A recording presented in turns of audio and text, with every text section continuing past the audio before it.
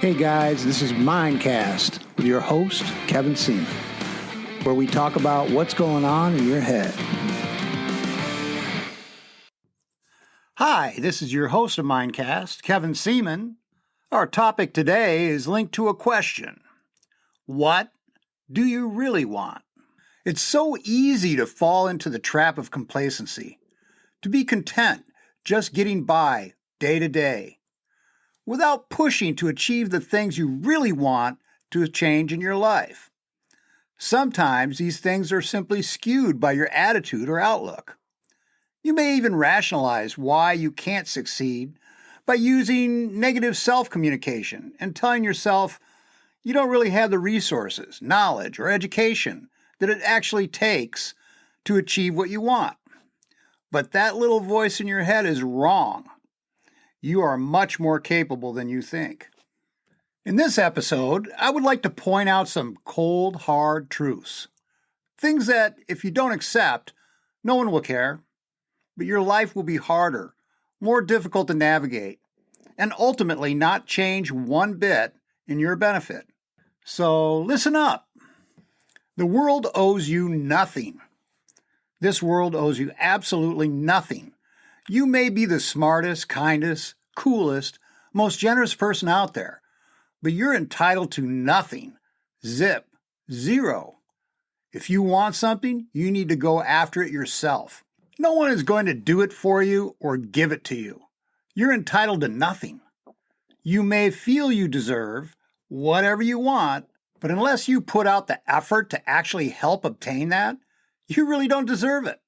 Many people seem to think and feel that they should have what everyone else has, without putting in the time, work, dedication, sweat, and sacrifice.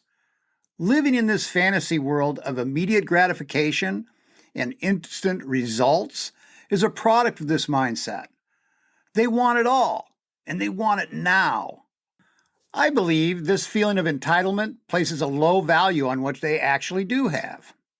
Number 2, if you do nothing, you will get nothing. Much of the attitude of self-entitlement is unrealistic. But what is even more dangerous is that it is against some of the very basic laws of human survival. One of the first laws we're taught is the law of reciprocity. This is a very fundamental and logic-based natural principle of life. What you reap, you first must sow. You get back what you put in. You become what you think about most of the time. And it comes from our very existence. If we didn't hunt or forage, we starved. If we didn't fight our enemies, we perished. If we didn't find safe shelter, we would die. Pretty simple concept, wouldn't you agree? Yet for some reason, at some point, parents decided that they wanted to provide more for their children, give them a life that they perhaps didn't have. The huge problem with this ideal is there is little work put in, so there is a little value placed on the efforts these people give to their children. And the result, in some cases, is they have become a generation of loving things and using people, rather than loving people and using things. In their eyes, the law of reciprocity has become the law of I deserve this because of who I am. What many hold as valuable has become predicated without values. Number 3 on my list. If you don't perform with stellar action, don't expect stellar results. It's your actions, not your thoughts, that define who you are as a person. You can think about all the great things that you should or could do, but ultimately, it's what you actually do that defines who you are as a person. Your character is determined by what you actually do, not about what you think or daydream about. If you think great thoughts but perform with mediocrity, less than great will be your end result. It appears as though mediocrity has become the new standard. People can do just enough to get by at their jobs, in school, and in life, and still somewhat prosper. In schools, you can be mediocre as an athlete and still be on the team, and you won't sit on the bench. You can be mediocre in class and still progress. You can enter a contest and everyone gets a prize. There's usually a safety net, so if we don't do what we're supposed to do, we are given guidance and second chances, warnings, and special conditions. And if we aren't given these provisions, if we fail because of our behavior, we are shocked. We have developed a generation of people that don't like to be disappointed. In fact, one of the things I'm most often asked by my clients and their parents are, what if they don't succeed? If they don't, I don't want them to be disappointed. I'm going to give you a shocker, folks, or as a coach I know says, here's a news flash. Disappointment is the foundation of excellence. Disappointment is critical and necessary for success. Without disappointment, there is no perseverance, no persistence, no reaching for that next level, and no excellence. Anybody who has been highly successful, whether it be in business, sports, career, or scholastically, or in any area that they hold valuable or important to themselves, has failed many times. I have personally failed to the point of tears, to the point that I wanted to give up, to the degree that I was so frustrated that I had to succeed in order to redeem my dignity and self-esteem. That is how I succeeded. Here's number 4 on my list. Failing does not mean you are a failure. Failing is something that terrifies most people. They look at it as a negative thing. Here's the reality. If you do your best, you may succeed, and sometimes you may fail. That is how life works. That doesn't mean that you aren't good at it, haven't got the aptitude, or generally just suck. It just means that you need to adjust your approach. One of the world's leading record holders for goals in the hockey was once quoted as saying, "You miss every shot you don't take." Yet few people realize that Wayne Gretzky missed more than 90% of his shots. Whatever it is you want to accomplish, the most important step is action. Ironically, many times people fail to take action because they're afraid to fail. As I have mentioned before, I have also failed at some things many more times than I've succeeded. And I view failure as a very important part of the learning process and the progression to excellence. I have to tell you, I'm really good at failing.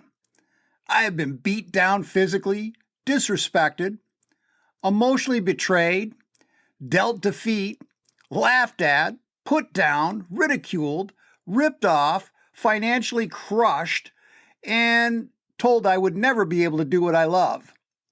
I persevered and have never given up, nor will I ever give up. I don't see failure as an ending. I see it as an essential step to long-term success, not a sign that I should quit. If anything, I see it as a sign I need to be more persistent, to use the feedback, and to reapproach the objective differently to improve my results. Once you adjust and reframe your perception of failure from one of finality to the progression and natural process towards ultimate success that it is, you will embrace failure and not fear it. Number 5, you will never please everyone. You're going to be criticized, dissed, talked about, no matter what you do. If you believe in what you're doing and what you're thinking, don't worry about what others say or think about you. Be you. I heard a great line once. What others think about me is none of my business. When I was 18 years old, I used to wonder what everyone else thought about me. When I turned 40, I didn't care one bit what other people thought about me. Now that I'm over 60, I realize that no one really thought about me at all in the first place. And if they did, they were wondering what I thought about them. Most people are self-absorbed, focused on their needs and themselves, not you. So don't worry about them. Do what you love. Put your heart and soul into it and live with passion. I remember being concerned about what someone was saying about me, and one of my mentors told me, "Kevin, they only tackle the man with a ball. If you weren't doing something notable, they wouldn't even bother."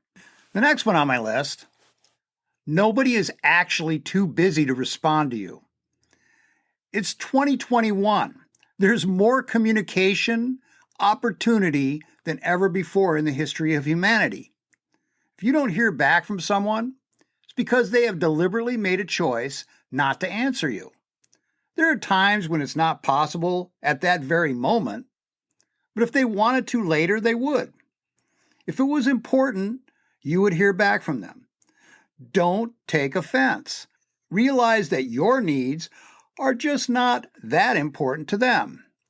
If it's important to you, call or contact them as many times as you need to get through. Number 7 in my list of cold hard truths, no one is coming to the rescue. There's no knight in shining armor coming to help you. You're on your own. And if you don't get your butt in gear and take action in the direction of what will be in your best interest in the long term, why would anybody else? Everyone has their best interest at heart, first and foremost. No one will take care of you or interact on your behalf if you don't put the effort into doing it yourself. Nothing magical is going to happen. You will not suddenly win the lottery or meet that one person by chance that acts as your savior. It's all you. And even if you do all the right things, that does not guarantee your success. Make your own luck. Save yourself. Number 8, it's never crowded at the top. If you want to be great, think great thoughts and perform with greatness. The world is full of mediocrity. The majority of products we consume are mediocre. The service we receive by companies, for the most part, is just mediocre. Most of the competition you have for a job in the job market is at best mediocre. I remember one of the smartest people I've ever known telling me, Kevin, it's never crowded at the top. It's crazy crowded in the middle, where most people are, and really crowded at the bottom, but at the top, there's plenty of room for individuals that want to put in that extra effort to stand out and to be extraordinary. So that should always be your goal, to be at the top of your field. Stand out amongst the masses. That one thing I learned a long time ago from Brian Tracy, it's never crowded at the top, is one of the most valuable lessons I have ever been taught. If you put the time and effort to become a little better each day, a little more skilled, a little stronger, you will be above the status quo. You will be unique, and you will be rewarded congruently for your action. If you do nothing, you deserve relatively the same. Nothing. Be the anomaly. Become the model. Set the new standard. Develop yourself and make your list. Begin now. On to the next one. There are always consequences for every action. Realize this, and you will be better at deciding what decisions and actions to take in your life to make things better rather than worse. You will receive consequences for every action, some good, some bad. Treat consequences not just as a result, but as feedback. One of the world's brilliant physicists, Isaac Newton, said, "For every action, there is a reaction." Next on my list, take responsibility for your actions. We realize we can limit our risk factors, but we cannot control how or when we may be challenged. We can, however, control how we respond. People who are highly skilled at problem solving possess the ability to respond quickly and effectively when faced with a challenge or a problem. They demonstrate high levels of response ability. This is one of the most valuable skills you can possess. Contrast this with some people's inability to control their emotional responses. Some people start with the belief that they are victims, that things happen to them, and that things are beyond their control. People who feel this way operate from what we refer to as an external locus of control. They feel that when things happen to them, it's because of their environment, their bosses, the government, and other controlling forces outside of themselves. It's not their fault. It's because of, insert whatever excuse you want, they want others to change. They want the world to change, but they themselves don't want to change. People with this outlook tend to be average to below average achievers. Don't fall into this cycle. Take and keep control of your outcome. People who feel that they are in control of their lives take control. They believe that if they are to succeed, it is up to them to make it happen. These individuals possess an internal locus of control. They take action, and they take full responsibility for their actions or inactions. People with an internal locus of control tend to be low stress, high performance personalities. They are empowered because they know they and only they are responsible for their outcome. They have power to enact change. So whatever happens to you in your life, take responsibility for your actions and your responses and learn from the outcome. If you do not like what has happened, take control toward changing the outcome. You will have bad days, times when you start to lose it. When you do, don't worry. Just try to be more conscious and view it as a learning opportunity. Remember, life is a process. None of us are perfect. Here's the next one on my list. No one or no thing will make you happy. People who seek that perfect person, place, or thing that will make them happy are living a life of illusion. You and you alone are in control of what you give yourself and what you give yourself permission to do. You need to give yourself permission to let yourself be happier. This is not to say that if you suffer from depression, that is not real. It is both real and a debilitating condition, but is also not something that cannot be changed. It is not easy, but is also not necessarily permanent. Take action or get help to improve your condition. Take that step towards happiness.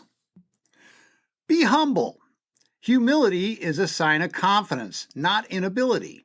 In a world of YouTube personalities and TikTok performers, there are many people who would not be in the public eye if they were not on social media. From my point of vision, it has changed the way people expose themselves to society. Some of the attitudes and behaviors are expressed because there is a certain anonymity or personal safety on the internet. You can act like a tough guy and still be safe from getting proven. You can violently oppose something without the danger of actually being called out, other than on maybe your Facebook page. And you can talk BS without any real repercussion. It's like the more noise you make and the more outrageous you act, the more popular you can become online. But this also allows people the latitude to be something they actually really aren't, but they just appear to be. They can be perceived on how they appear rather than on how they actually are.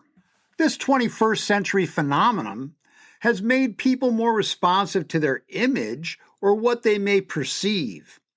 It has made people more responsive to perception than reality. I have met very talented people who also fall into that perspective mirage. You wouldn't know how incredibly talented or skilled they are because they don't tell you. They just are. I have also been around some serious badasses in my life. One thing I notice is the more tough and capable some of these people are, the more humility they display outwardly. Some of the most unassuming, highly skilled ass kickers I've met and interacted with were also the most humble. They express their ability when needed, but don't talk about what they can do, how they can do it, or act threatening. They're just really capable. I met a guy once from Thailand who was polite and sincere. He had a twinkle in his eye and a smile like a boy who just got everything he wanted for Christmas. He was genuinely nice and very friendly. This young man also had around 320 fights where he had his skills challenged in the ring, and he held 4 world championship belts from each major stadium in Thailand, Australia, and in the United States. I found this out after I did some research on him, but he had the confidence and appearance of a polite and humble gentleman. Humility is a sign of confidence, not inability. Bullies display a tough exterior because of their lack of confidence. The capable, they don't need to. The best things in life aren't things. In the USA, we can get just about anything we want if we have enough cash. However, as you mature, you should begin to realize that the best things in life aren't really things at all. The best things in life are feelings, experiences, memories, relationships with others, family, and love. These intangible treasures are what really make life valuable. Yeah, it's great to have that sports car or that big house, but those things won't give us lasting pleasure. Fame and wealth does not guarantee happiness. It is a wonderful distraction, but it can distort the value and focus of what really is important. For me, the most important things in life are things I can't touch, or sometimes even see. They are things that I am grateful for in my life, that make me feel alive. Next on my list, people will forget what you said, people will forget what you did, but they will never forget how you made them feel. This statement by Maya Angelou is profoundly true. It's not what you say or do, it's how you affect others emotionally that makes a lasting impression. This is why we remember the teacher in school that had a lasting impression, the grandparent or the parent that loved us unconditionally, or the family pet that was always so excited to see us. It is how they made us feel that stayed with us through the test of time. So be kind to each other. Show your love openly to those who are close to you, and give appreciation to the people in your life, as well as those you brush with for mere moments in your day-to-day life. You will make a difference, a lasting difference. Here's the last one on my list. Success is not necessarily about making a lot of money. One of the best definitions I've heard when it comes to success is by a man named Earl Nightingale, who said, "Success is really nothing more than a progressive realization of a worthy ideal." This means that any person who knows what they are doing and where they are going is a success. Any person with a goal towards which they are working is a successful person. So, what is it for you? First, it's not knowledge or education that makes people succeed. The world is full of educated, knowledgeable failures. People who succeed at anything have very specific methods that they utilize to accomplish their objective. First and foremost, you must know your objective or goal. If you want to be successful, you need to know specifically what you want. Have a specific goal or set of goals written down that you want to achieve. So write your goals down and be specific. The more detailed, the better. Designate a time period to accomplish those goals. Place your written goals where you can see them daily. Develop your ability to take consistent action. In other words, to consistently do what it takes to succeed or change your behavior for the better. Self-discipline, attitude, personal beliefs, and values all play major roles in motivating us to take action towards our achievements. One of the most powerful words in the English language is why. If you have a big enough why, you'll have the passion and drive to accomplish much of what you need to. Have persistence. Don't give up. Every person you see who has achieved greatness has failed over and over, and finally they succeeded. There are no unrealistic goals, only unrealistic time frames to accomplish them. Learn from your end results. If the approach you took didn't work, adjust your approach again and again until you get the results you want. Be flexible in your approach to achieve what you attempt.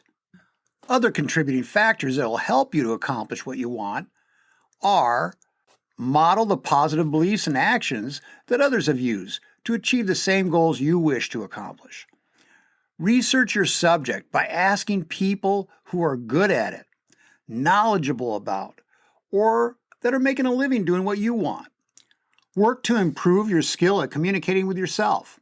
What you say to yourself is instrumental to reaching anything you want to achieve. The quality of your life is relative to the quality of your internal and external communication. Stay true to your values. Many people value success, but they also want to avoid feelings of failure or feeling like a failure. A sticking point occurs when a person's fear or avoidance of failing prevents them from taking action or trying, or going through the necessary repetition of trial and error that it takes to master something. Remember, we all move towards pleasure and away from pain. Some of us are more driven towards pleasure and some more driven away from pain. Many times people set goals that have very little to do with what they truly value in life, or they set goals that do not take into account what they want to avoid. Then they wonder why they aren't following through, and sometimes may label themselves as lazy or undisciplined. But that's rarely the case. Usually the problem is that people's goals have nothing to do with their value system or how they like to be reinforced. So on a subconscious level, they yank their internal emergency brake without recognizing the real reason they failed to follow through. There is a unique cycle that occurs when we predicate goals that are in alignment with our values. As we work towards our value-driven objective, we feel totally natural in our pursuit. And once this goal is achieved, our values are satisfied and supported by our accomplishment. Therefore, our goals support our values, and our values, in turn, support us in the direction of our goals. I believe as individuals, as teachers, as parents, we have the ability to guide others to see the importance of the value of developing ourselves and our values. To do this, we must be the exception.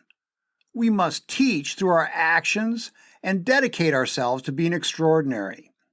The change must come as a shift of consciousness towards excellence in education, rather than ego, competition, and tribal entity. If you found this MindCast useful, share it with your friends, business, or organization. If it helps one person, it will be well worth that 2 minutes of your time. If you want to contact me or find out about booking me to speak for your group, or just want to give me feedback, I welcome you to do so. Email me at kevin@thewinningmindset.com. Thank you. And I hope I've given you just a little more insight about what you really want. Until next time, this is Kevin Seaman, and this is MindCast.